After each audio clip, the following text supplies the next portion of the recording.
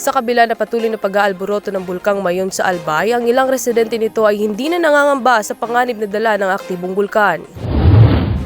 Isa ang barangay Anuling, Kamalig, Albay sa 29 na barangay na idineklara ng Philippine Institute of Volcanology and Seismology of PHIVOLCS na nasa danger zone parameter ng bulkang Mayon.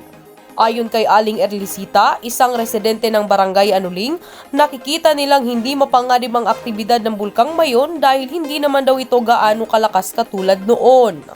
Kasi yung bulkan hindi naman masyado, nagaan mo lang ng mababa lang yung mga bato. Hindi tulad ng mga una na pumutok talaga. Sumabog yung bulkan. Ngayon hindi. Daloy lang ko ng apoy. Ani nito.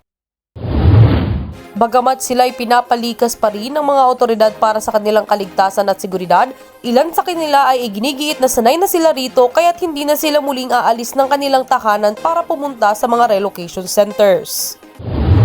Sa kabila nito, may mga residente pa rin ang lumikas at kasulukuyang nananatili sa evacuation centers kagaya ng Anuling Elementary School. Ayon sa evacuation management nito, mahigit 100 na at 70 pamilya na ang nanunuluyan roon. Masyadong marami para sa kapasidad ng isang maliit na paaralan upang maging pansamantalang tirahan ng mga apektado.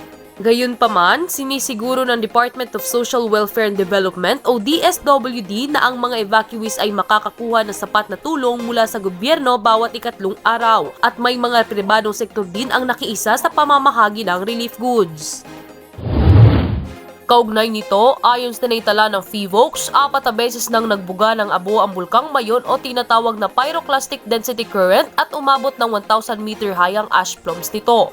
Mananatili pa rin ang Mayon sa Alert Level 3 dahil sa intensified unrest o magmatic unrest.